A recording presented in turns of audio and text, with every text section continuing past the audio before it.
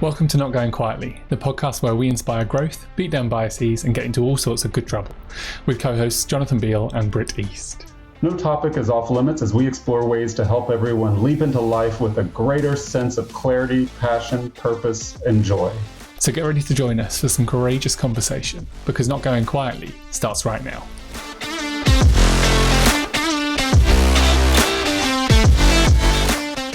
Hi, everyone. Welcome to another episode of Not Going Quietly, the podcast for outraged optimists and heartbroken healers all over the world, where we discuss the things that nobody else is willing to, but everybody else is dying to hear. My name is Britt East. I'm here with my fabulous co-host, Jonathan Beale. Jonathan, how the hell are you today? Now, do you want the British response, or do you want the American response? I think I want the British response today. You had your chance with the American response. You blew it every time. Let's just go for authenticity. I'm good. Things are shifting. There's some stuff in the works that are changing for me. So things are on the up. And we're in the middle of a storm, but it's great. We're heading into spring. Fab. Nice. How about you? Are you going to give me the American response or the British response? For those of you who have not joined us before, I was teasing Jonathan that Americans are the eternal optimists, optimism at all costs. So when you're asking how you're doing, you either give a terse kind of fine, go away, or you're more likely you say something like perfect and improving just to prove that you're winning, because that's really what matters most to those of us in the U.S. So, I'm going to give you the honest response today. I'm doing, honestly, really well.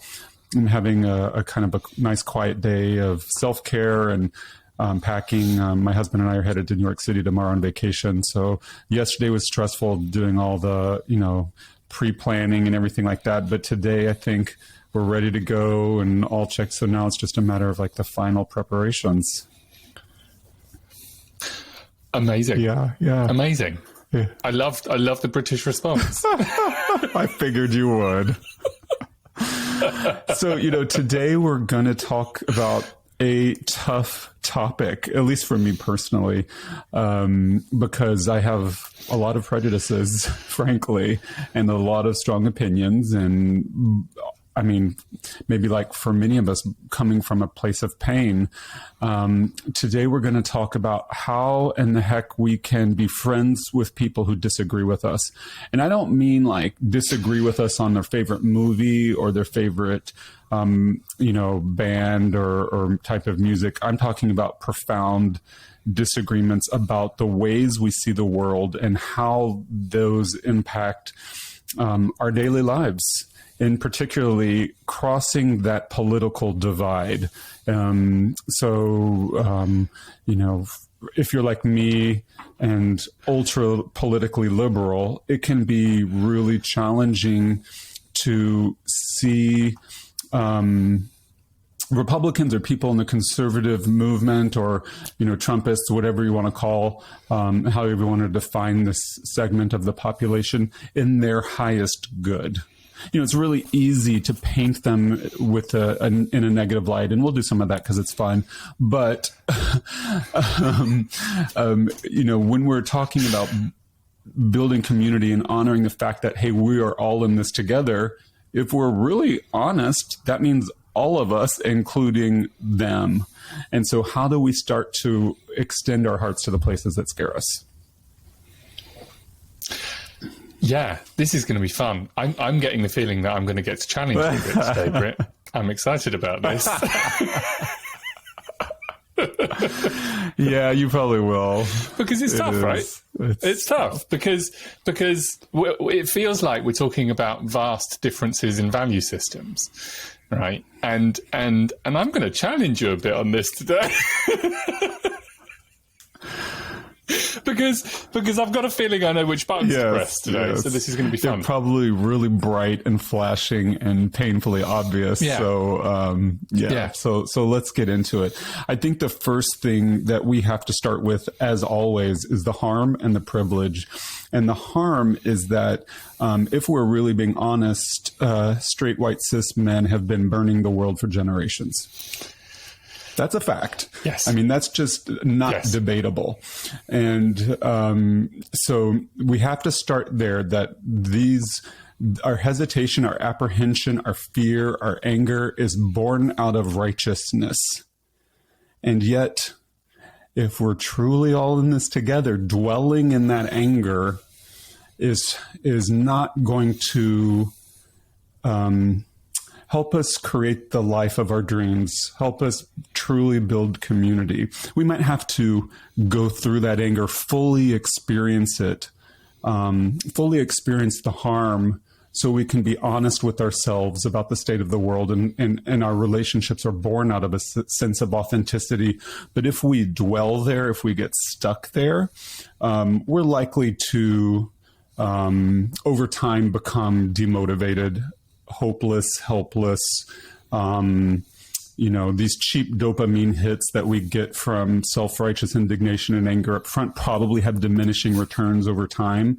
And so we're likely to find ourselves more and more alone and less enchanted with the world.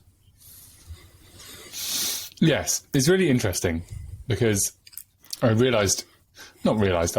about this existing for a while, but I spent a long time angry at myself for being white and straight presenting and male, right? Because I got really angry at the privilege that gives me, and wanted to reject it. And I kind of reached a point where all it was self-harm, and that actually you get to use your platform privilege to create change in the world. It does absolutely no good for you to get angry at yourself for something that you can't change. Yeah, and like, you can't control it. I mean, say you want to opt out of your privilege, it's just not possible because it's conferred on us by others. So as soon as we try and opt out, we are immediately swimming in our own privilege again. So like you said, all we can do is use it to leverage it to lift up others. And if we get mired in self-hate, then we're not lifting up others. We're staying in this we're creating a pity party, this kind of white liberal guilt cliche where we're, again, derailing the trajectory of our greatest good, maybe with the best of intentions, but with some misguided thinking. Talking about privilege and coming to, sort of hate your own privilege or regret your journey or regret your identity. And that really gets us nowhere.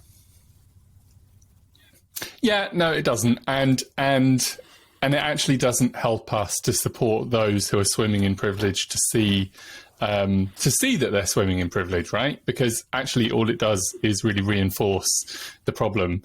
And so being able to set an example, I suppose, to step out into the world and say, hey, yeah, like, this is easy for me, and I'm not using it for personal gain beyond what I need, right, to exist in this world, and I'm standing up for my desire is to create equity, not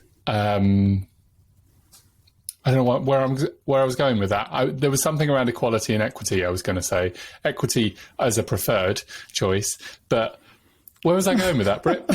Well, rescue me. I think that it was the acknowledgement that we are all complex mixtures of adversity and privilege. We stand at the intersections of multiple identities. So, for instance, me, yes, I am swimming in privilege. When you look at the fact that I'm born in the U.S., that's an unearned advantage. I'm white. I'm ostensibly male. I'm tall. I'm able-bodied. I'm neurotypical. Goes on and on and on. And I have adversity as well, particularly coming from the fact that I'm queer. So, we're complex mixtures, and it's important to be honest about that so we understand where we might need extra support and attention in terms of, your word of equity, and we might conversely have extra means to give others. Yes. And so once we've dealt with that,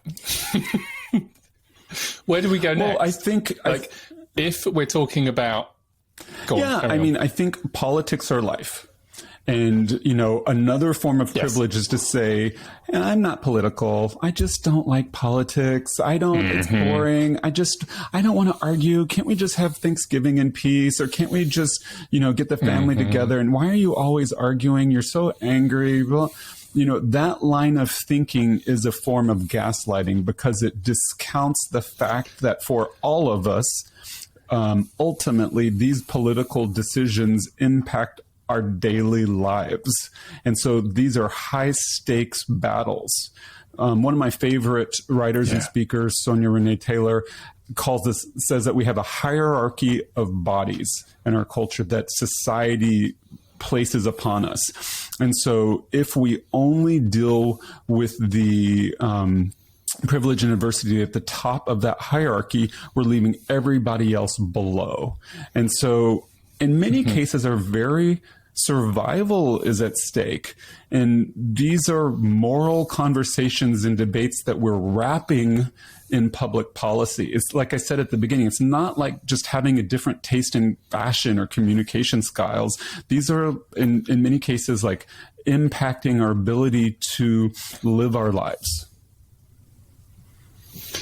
Yes. I had something and then it went. We're off to a good start today. So I think where I was going to go next with that was, and so how do we even begin to engage with people who at least on the surface seem to have entirely different belief structures and value systems to us? Well, I think that it depends on the nature of the relationship. So, for instance, if we're talking about people that are closest to us, maybe our family, our chosen family, our blood relations, primary caregivers, whomever, those people in our innermost social orbit that are essential to our lives, I don't know that it's helpful to have grand theoretical debates on public policy. May sound contradictory to what I said previously, but here's where I'm going.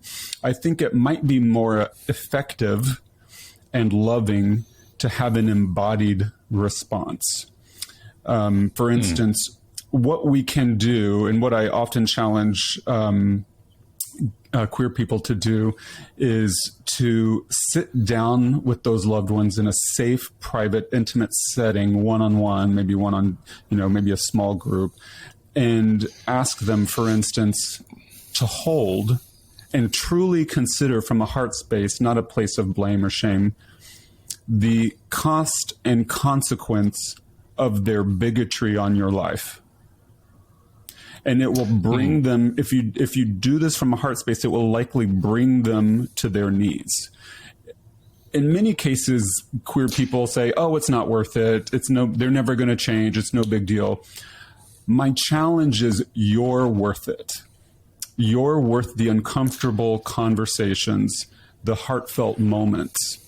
And when you are coming at this from a heart space, and you pose simple questions as opposed to grand theoretical debates and arguments, I think you're likely to bypass the rote talking points that have been drilled into other people's heads and encounter a space of true connection, especially if you embody it through tears, through a heavy breath, through a fallen face. And I think that you might, even if it's no guarantee of anything on their reaction, but there's going to be so much growth and honor in the way you extend your heart in that moment and the way what you evoke from them and invite from them, that regardless of how they respond in the moment, I think that you will experience as a queer person a softening and a lightening that allows you to live more deeply. Okay, so I have a few things. One is, I think we should really actually recognise some of the actual harm that has happened over the last perhaps 5-10 years, mainly because of political differences. And whilst you have had Trumpism and we have had Brexit, it's had and to a degree, we've had the conservatism and a rise of very far right political views that have caused whole families to stop talking and to disconnect entirely because of drastically different belief systems, drastically different views. Now, we can go into all of the reasons why that even began in the first place, but I think recognizing that there is a lack of real connection going on around a lot of these issues is the place to start, right? Because whilst it's great to be able to sit down and have a conversation from your heart, it strikes me that we're talking about a level of radicalized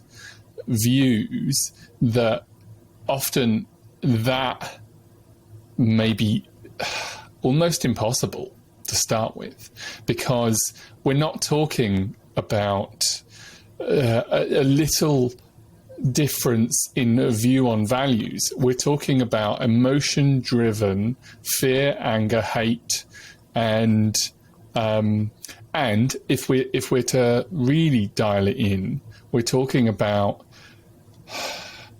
fear for safety, right? And there is nothing more animating,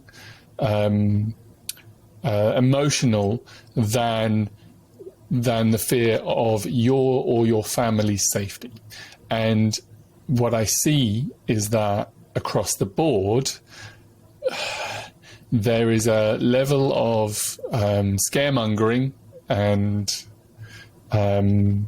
propaganda going on that means that sometimes these conversations aren't possible at all. And so how do we reconcile that? Because when you are fully entrenched in perhaps what you've been told, and I will stop in a minute, I promise, and let you respond. But when you are so totally entrenched and we're talking about conversation, I think it's really important that we also step back from this idea of trying to convince somebody that our belief or our view is the right way. And I think that a lot of that goes on. I think there's a lot of, no, you must believe what I believe, otherwise you are wrong. And how do we navigate that? I know I've thrown a lot at you. Apparently that came out of nowhere. I'm back. Good to see you. Yeah, nice to be here. I think this is one of the answers, or the questions without answers, one of life's mysteries, and the inner debate will likely go like this: how do I embody my true self, authenticity, set of values, mission, vision, principles, no matter who's in the room, while also maintaining some semblance of peace, generosity, curiosity, empathy, care, concern, and understanding, without giving tacit approval to repugnant beliefs. So let's take, for instance, in the U.S., something really cut and dry. In the U.S., we have upwards of 1 million excess deaths in the last couple of years, some percentage of which is due to COVID, some percentage of which could have been avoided had we had a more cohesive public policy, in particular without the Soviet-style disinformation campaign designed to separate people from their money. And so, I'm picking something that's really cut and dry, where with like really simple moral values at stake. there's all sorts of neurocognitive research out there, particularly within the realm of cult deprogramming, that show that the more we engage in the principled debates, the more we harden people's pre-existing beliefs. We're really unlikely to convince anybody of anything through direct debate, in one-on-one, much less on social media. So if we're finding ourselves, we talked about the extreme case of people that are closest in our lives. On the other side of the spectrum, random strangers on social media, if we're finding ourselves getting drawn into theoretical arguments, we might ask ourselves what's really going on here, and what are we getting out of that? Because we're really unlikely to get anywhere. So, and I think that the key problem here, above all, is that everyone believes that they're right, and everyone believes that they're doing the right thing. And so, how do you navigate that? Because if all of us are looking to protect, perhaps our loved ones, I know that there's a whole conversation to be had about protecting, humanity on a larger scale, and supplying for humanity on a larger scale. Everyone believes that they're doing good. It may come out in ways that cause harm, and they may not be aware of the harm that it's causing, or they may not care because they believe they are protecting the ones closest to them, which, as tribal people, we look after our tribe, right? Whether our tribe is 8 billion people large or not, that's a whole other conversation. But everyone believes they're protecting their own. Everyone believes that they're doing the right thing for their own. And how do you navigate that? Yeah, we all believe we're great kissers with excellent senses of humor. I mean, it's just human nature. And it's so funny. I noticed this maybe 5-6 years ago, especially when Trump was elected, that they are using the same arguments that we are, to your point. Like, people on both sides of the political aisle, since we're using that as the frame for this conversation, we say identical things about each other. It's kind of amusing. Now, that is on purpose. That's a Soviet-style disinformation and propaganda campaign that people often call whataboutism. Yes, I may have done this, but what about when you did that? And so that is by design. And that makes this dynamic particularly precarious and insidious. It's really tough to get rid of. And my belief is that we are not going to be able to break the fever that I believe has taken root here through direct action. My belief is it's going to come through indirect procedures, a lot of one-on-one embodied conversations, and then a lot of painful dismantling of insidious structures that have been erected over the last 5 years. So I think political debates are probably best held with people of similar minds, where you're arguing about minutia, unless this is part of your job function. If you're a politician on a school board or something like that, that's totally different. But if you're, in your day-to-day life, if you're getting drawn into these political arguments and they're not fun and they feel draining, if they're life enhancing, by all means, enjoy. But if they feel draining and you feel like the more you talk, the less you love, then what are we doing? So my answer is that I prefer indirect procedures through an embodied approach to love that is based in reality, harm, privilege, and authenticity. So we have to acknowledge where we've been, where we are, all of the underlying dynamics at play, which means we set aside some of our time and energy each day to get educated and to reflect on our own participation, even inadvertent participation in these systems, so that we can do better and exude more of our values. Do you believe that it's possible in the 21st century, with social media as it is, with the control that corporations and governments have over their populaces, do you believe that it's possible for us to reach some common ground where we can begin having real conversations? Because the thing that strikes me as the most difficult thing to overcome here is obviously biases, right? That's what this podcast is about, right? Biases. And the defensiveness that comes along with them. Like, how do we stand a chance against the billions of pounds and dollars that are spent in reinforcing people's beliefs on a daily basis? How do we possibly get past that? Because I think it's wonderful to have an embodied conversation with somebody and share your truth and how it affects you. And there are going to be a percentage of people that are so deeply entrenched that it's going to make no difference whatsoever. So I think there are two fundamental cognitive biases at play here. There's normalcy bias, which means human beings are predisposed to think things are not that bad if it's not directly, materially impacting their daily life in obvious ways.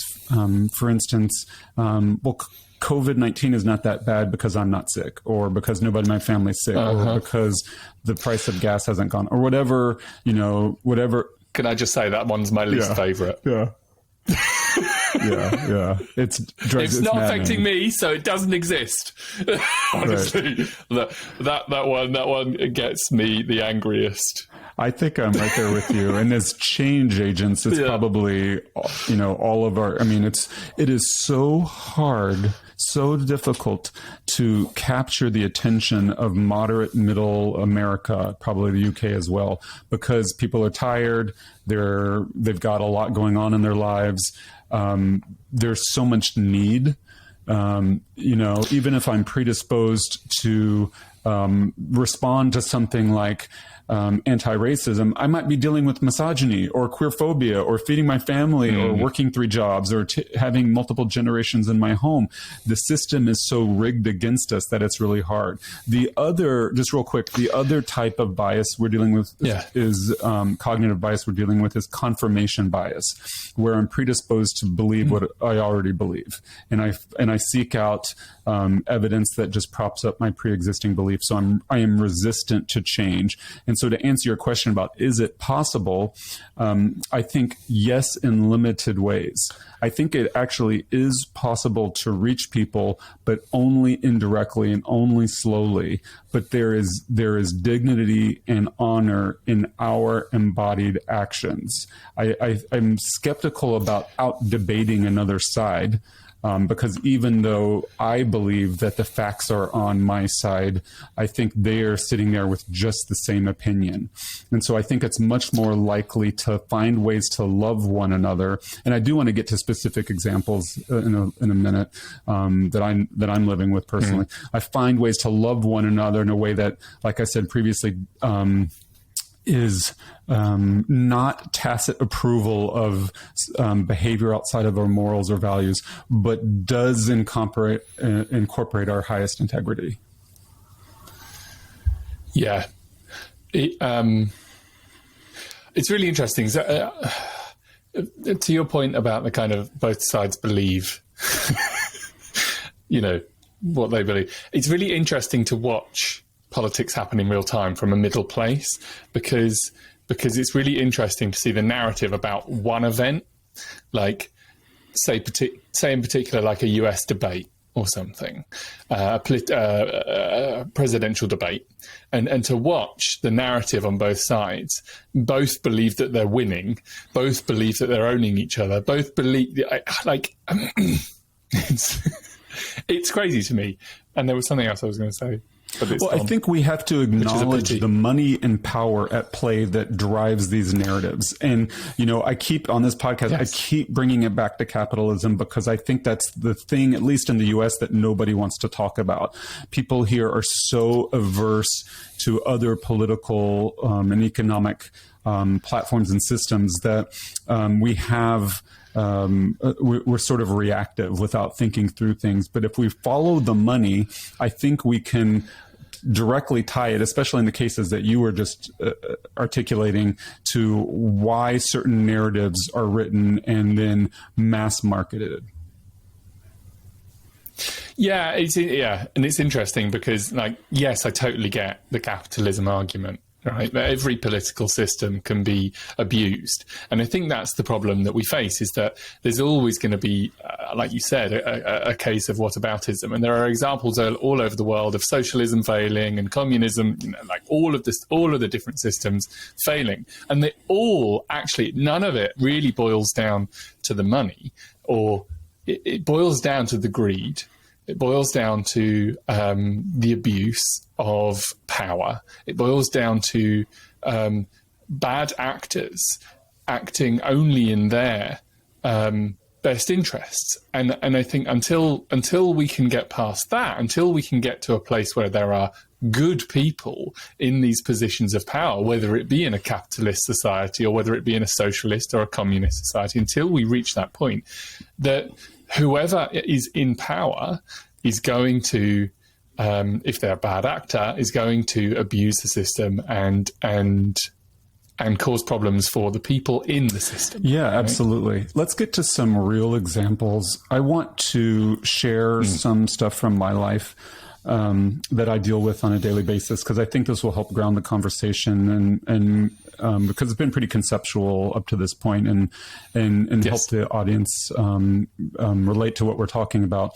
So I live in Seattle, which is one of the more liberal cities in the world, certainly in the U.S., and can be kind of a political bubble when it's of your own affiliation. I'm very liberal. I live in a liberal city, so it's really easy to get that feedback loop that helps us, that props up denial.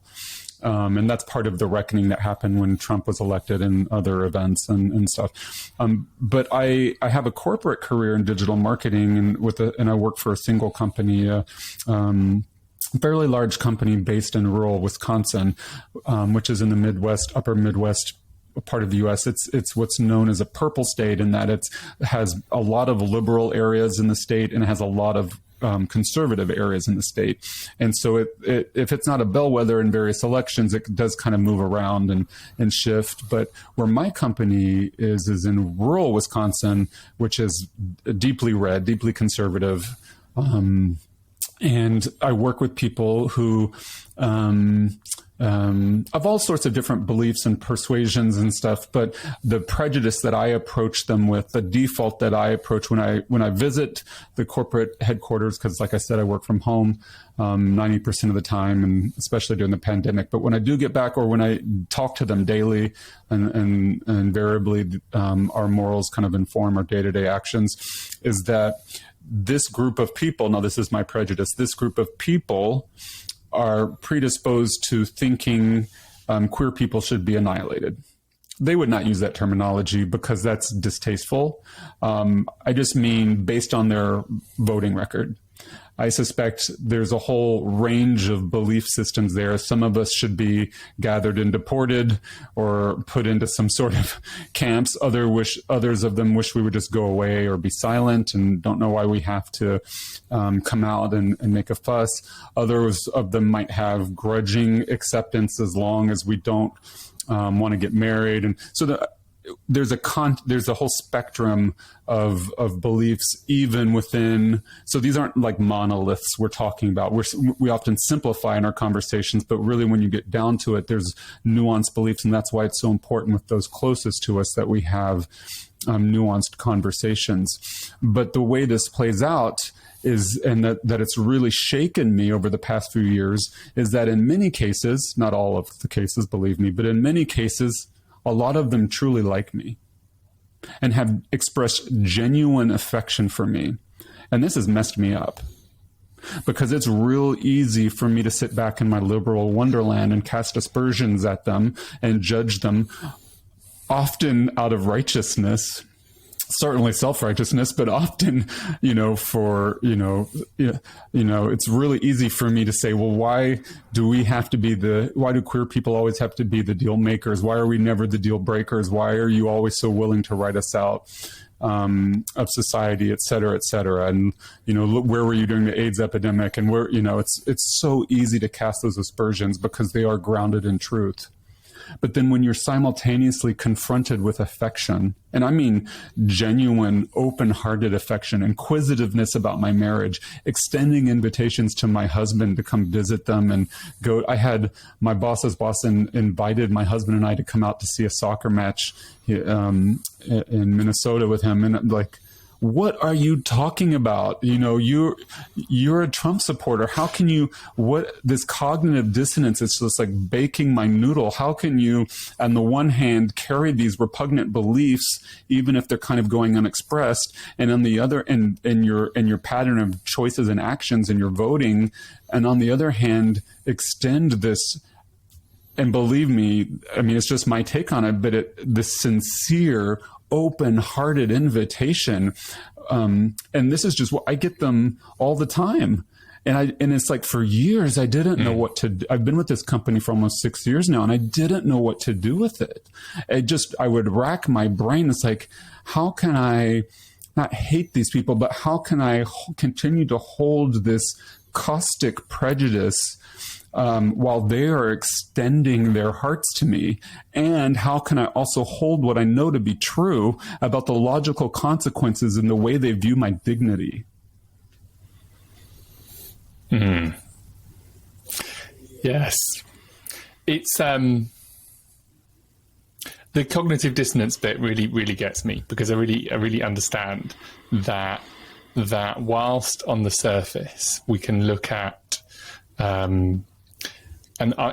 basically a political idol, and everything that they stand for, and meet somebody in a place where that they are a supporter of that, and that we can get ourselves into a place where we're like, well, if they're a supporter of this person, then they must believe everything that this person represents or makes normal, or willing to overlook it. And so, yes.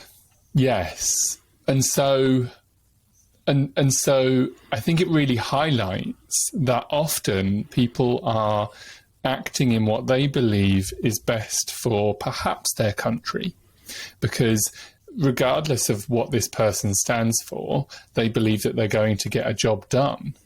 And so they perhaps don't hold the same values or views as the person that they're voting for, or even the party that they're voting for, but they believe that they're going to get something done that's going to impact their lives positively.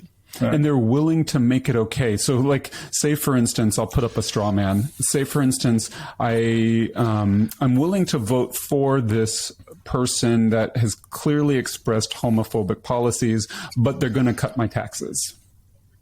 I think that's a really commonly expressed trade-off among a certain segment of Republicans in the U.S. What do we do with that as queer people? What do we require from those of us in our lives? Are we, in some cases, for instance, in my life, I've made a pragmatic choice to work for a period of time in my career at a company that does not share my values. And that comes with all sorts of moral consequences that I live with on a daily basis. But that's the choice that I've made, and I'm continuing to make it. And, I know I'm not alone in that. And then on the interpersonal level, what am I willing to require of my loved ones, my coworkers, my acquaintances? Like, how do I establish those spectrums of relatedness and some sense of continuity with my values in a way that, again, doesn't give tacit approval to repugnant beliefs, and also holds people accountable without making things okay, but then honors the fact that none of us are beyond the power of redemption, that we all have equal capacity to love and grow and change. Yeah, I don't know. I think I think one of the problems that perhaps we face is that some people don't think in broad terms. Some people only think in their immediate surroundings, right? Like they care for their immediate surroundings. And so we're also dealing with the normalcy bias here of, well, it doesn't affect me. It might affect some people I know, but it doesn't affect me. And so therefore it doesn't matter. And so I really believe that we get to hold those in our lives to a high standard, right? I really do. Because if we have a value system or a moral basis that means something to us, then we get to hold those in our lives to that standard.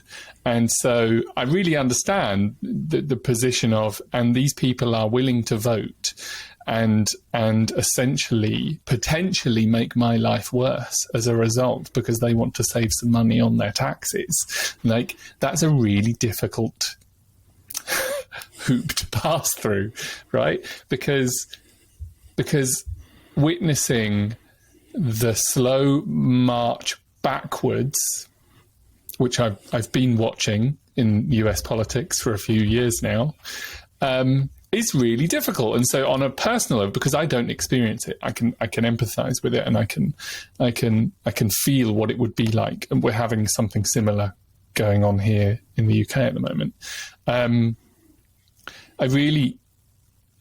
Then that's the crux of it, right? Because how do you begin to engage in dialogue, real, honest, vulnerable dialogue with someone who will happily vote and as a byproduct reduce your rights or take away your freedoms? Like, that's a really, really difficult place to be. And if we're coming from the perspective that some people just don't think that wide, nor care to, and never will, then what do you do with that? Do you continue to engage with those people, or do you not? And that's where we've ended up. We've ended up in a place of utter division and really stark black and white views, and there's utterly no room for conversation or understanding. And that's the bit that I find most difficult.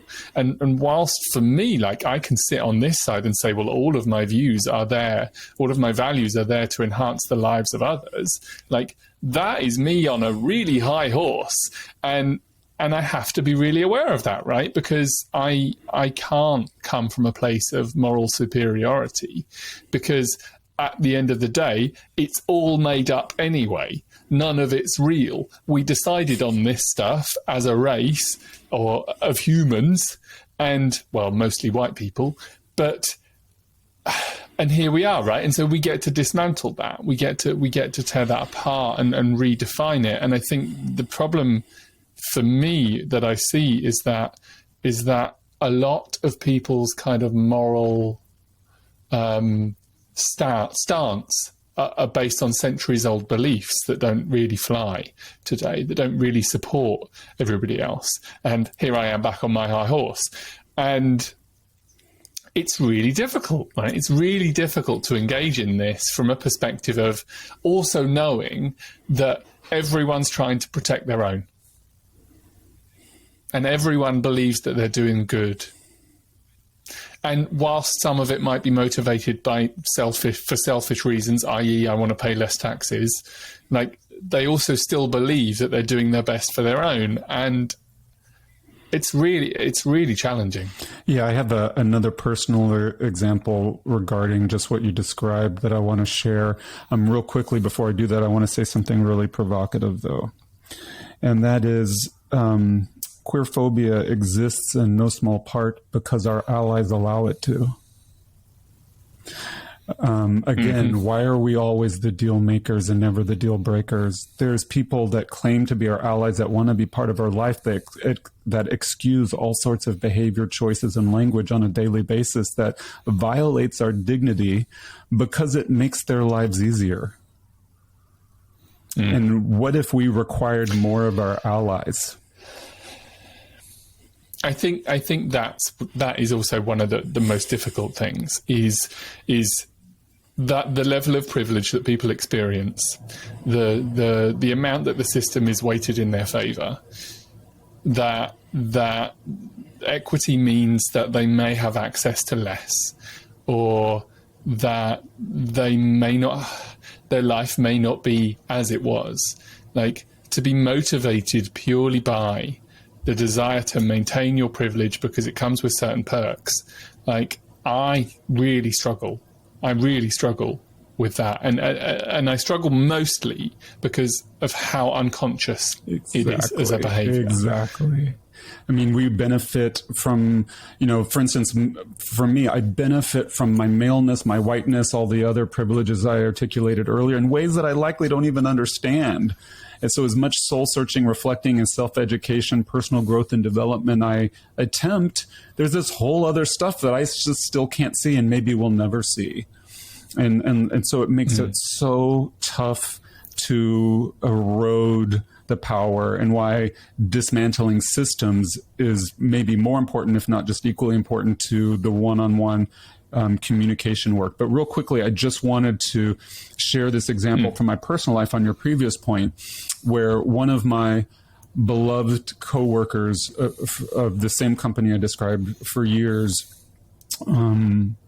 and I became friends, and we're kind of not in the same department. And, I start with the presumption, the prejudice there that all of my coworkers are evangelical Christians or Catholic and of the flavor that carry deeply what we call conservative beliefs that are antithetical to my own values, frankly, and I struggle to walk with them in any sort of way. But I have never had the courage, the bravery, the awareness to initiate these relationships, but I have reciprocated in various kinds when I have felt called and when the affection seems general. And this is one of them. And we're talking about long distance friendships, of course, because we all live in different states and work remote at this company. And it was particularly challenging because this person initiated some soulful conversations with me. He was aware of my work, and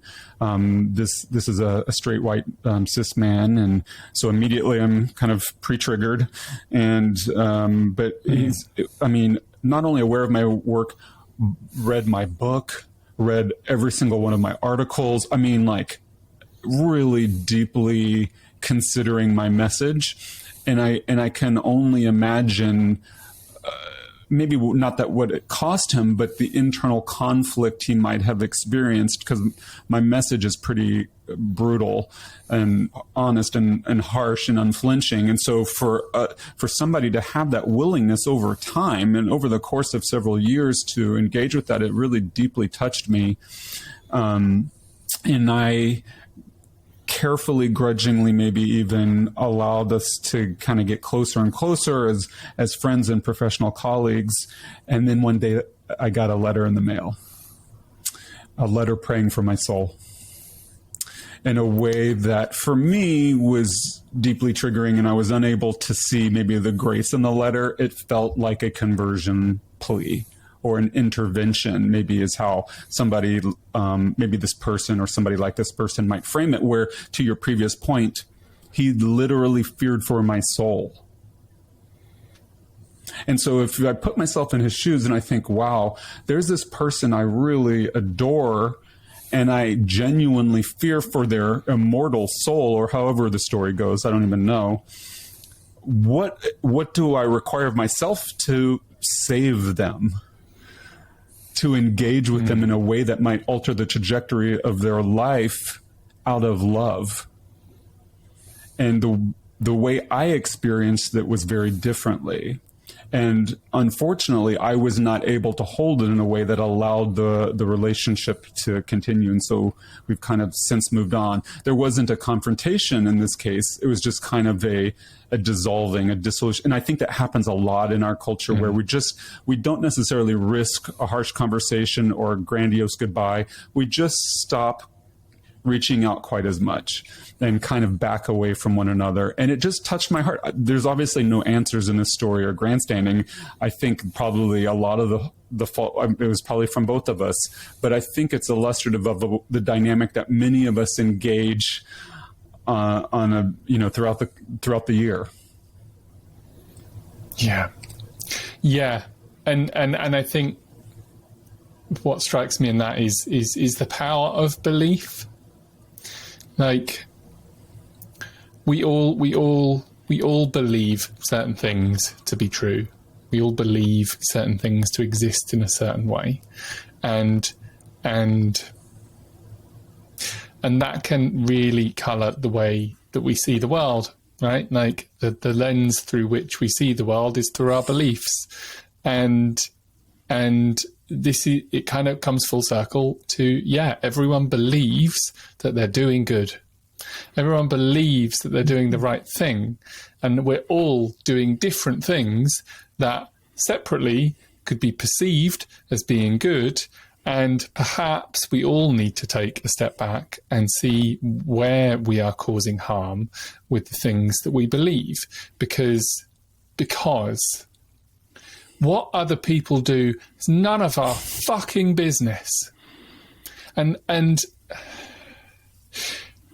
it boils back to, for me, if we aren't harming other people or life forms, if you want to extend it to all life on Earth, if we are not causing direct harm to anybody, why should we ever interfere?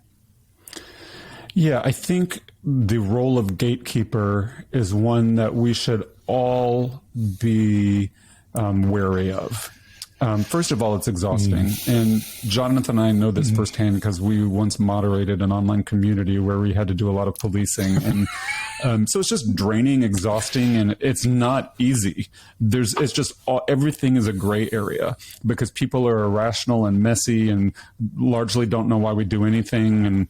And, respond reflexively throughout our day, often in reactionary ways. And so it's not easy. And I'm wary of any dopamine hit that I give myself. And so it's like that self-righteous kind of filtering people in or out, ruling them in or out. It does not seem, in my intuition, it just does not seem like a path that is right for me to go down, that gatekeeping role. And so when we talk about what we require of others, the danger in that, there's grace in it because we are standing up for ourselves, for others who have even less privilege, paving paths for people who deserve it because it's their birthright.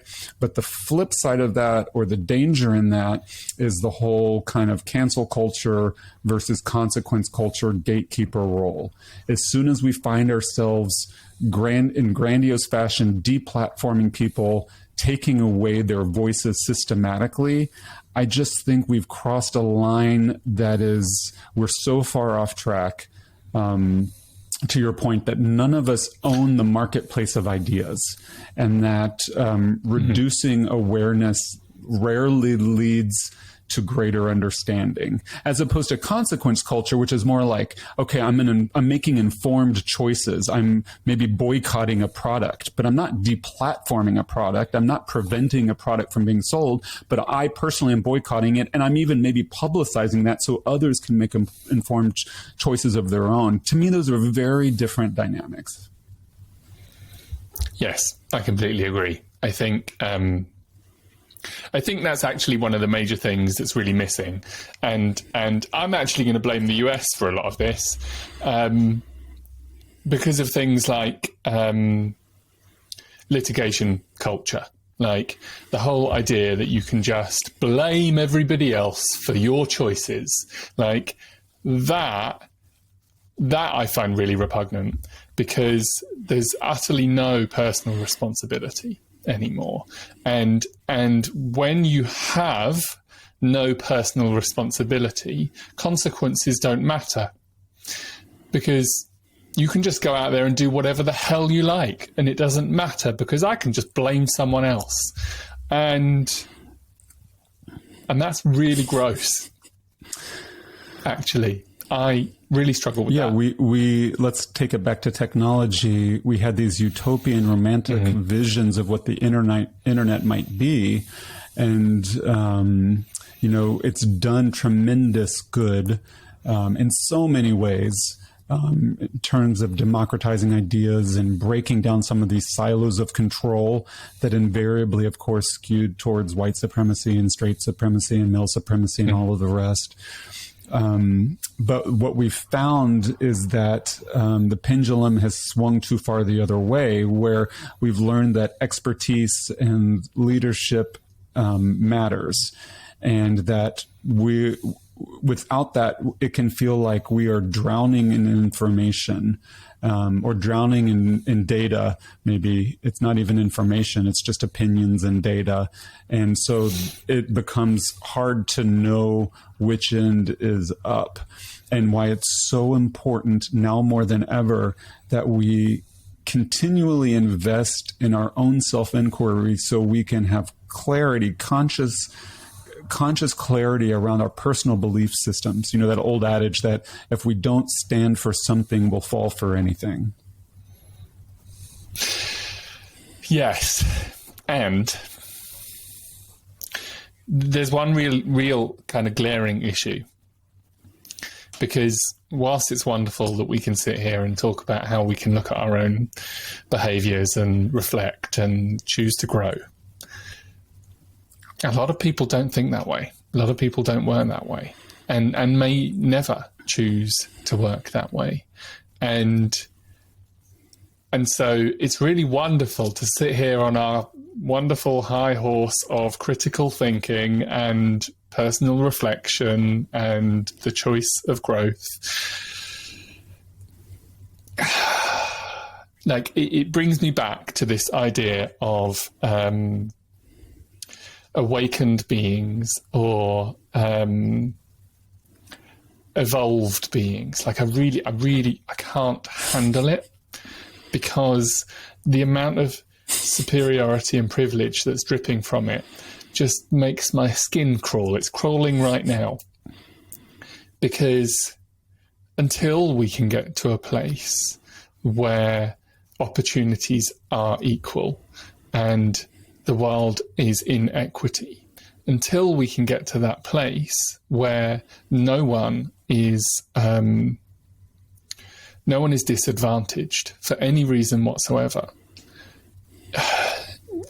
I think it's short-sighted and a little. I think it's actually dripping in privilege to believe that everyone has the same opportunities, that everybody can make those choices when faced with lives that are very different from perhaps ours or anybody else using a platform, believing that they have perhaps moral superiority or the ability to critically see something. Like, it leaves no room for the myriad other ways that other people experience life. And so this is like, I don't think this ever ends in, and that's how we solve this, because perhaps there isn't anything to solve. Perhaps the greater issues are that simply the system is designed to create this, that the system is designed to keep us divisive, to keep us uneducated and unable to critically think, or so wrapped up in being unable to afford life that you don't have time to personally reflect, or perhaps your privilege is so far-reaching that you're never going to take time to personally reflect because your life is great and you don't need to, right? Like, there are so many facets to this that make our position one of righteousness and privilege. And I wanted to highlight that. I just think that when it comes to our interpersonal relationships, all we can do is exude our greatest good, our highest love and integrity. And sometimes we might evoke a higher state of consciousness from those that we come in contact with. But it's certainly no guarantee, and absolutely does not imply any sort of consistent change. Social change is messy and uneven and often involves huge quick steps forward, like in the case of queer rights, followed by backlashes. And, it's this, we live in a dynamic political environment, economic environment. Like I said, people are messy and irrational. Our love is messy and irrational. Everyone will inevitably disappoint us at some time, even ourselves. And that's why all of this is so gut-wrenching. The stakes are so high. It's really easy to get carried away on the adrenaline and the dopamine and inadvertently even get swept away in our own self-righteousness. And why I think in my life, the most sane approach has been one of stillness, has been one of meditation or prayer, has been one of an indirect embodied approach when it comes to interpersonal relationships. Our relationships with systems is maybe the exact opposite, where direct action, bold action is required to dismantle systems. But when it comes to people, I think indirect procedures are more loving to all of us. Yes, I agree. And I also want to clear up the fact that clearly I believe that the world can be a better place. I wouldn't be doing what I was doing, and I wouldn't be here recording this podcast with you, Britt, if I didn't believe that there was some way through. I certainly don't believe that it's fruitless. And I am entrenched within my own beliefs about how we might do that. And part of this is we get to challenge that, right? Like, whilst it's lovely to have this idea of a utopian future where our ideals, our beliefs, our morals and values are the basis for the way humanity lives, I think I like your approach, and I like the approach because it gives space for us to be us, and that's an us as in humanity, as part of the process. So yes. Yeah. So when people ask me, should I go on a date with this Republican? Well, that's our avatar today, or Tory for the British. Should I be friends with a Republican? My answer is yes, definitely yes. Live with the struggle. There is so much honor and dignity. If you avoid the struggle, that is the spiritual bypassing that the universe is craving for. The universe is craving for you to experience this mystery and this struggle. And if you try and bypass that, you're really aborting a personal growth journey. At the very least, you're also missing out on all the wonder of the love or the camaraderie that you are likely to share in this relationship because it challenges you. Yes, I agree. And I'm a big believer in having uncomfortable conversations. I've spent the last 7 years doing it pretty much on repeat, because it is in that space that we grow, right? It's in that space that we make space to grow, not just for us, but the people that we want to engage with. And to your point earlier, like on dissolving relationships, I think that's a real crying shame, because there is always an opportunity to find common ground. We're more similar than we realize. We have much more in common than we realize. And the more that we allow the systems to separate us, the more we miss out on the richness of life that's potentially available. Exactly. If we start to filter whole groups of people from our life, we're just participating in the divisiveness we're claiming to avoid. Yeah. Well, That was a fun one. Yeah, a bit of a roller coaster, but I think that this one is going to hit home for people all over the world. Definitely in the U.S., where sometimes it can feel like, frankly, we're on the brink of civil war. Frankly, and we actually now have national politicians openly talking about that. So again, the stakes could not be higher in certain situations, and so it's definitely, can be an emotionally charged conversation. So I'm hoping that the listeners feel inspired to take stock of their own lives and really look at their social networks and the way people orbit them. And to question maybe where they're inadvertently ruling people out instead of ruling them in, and how they might find ways to extend their hearts to the places that scare them. I love that. Well, I think that's maybe a good place to stop today. We covered a lot of ground. I wanted to just say, though, because you mentioned it, go and buy Britt's book, A Gay Man's Guide to Life, because it's amazing. That's so sweet of you. So go and buy it. Thank you. So you can find my book on my website, British.com, and that's very sweet of you. I really appreciate that. Thank you. And thank you for listening or watching, whatever the case may be, another episode of Not Going Quietly, our podcast for heartbroken healers and outraged optimists all over the world. We're so grateful for your presence. Please let us know your thoughts, your comments, your questions, and we review everything. So we'll get back to you, and we want to hear from you, and hopefully you'll be with us for the next episode. Yep. See you next time.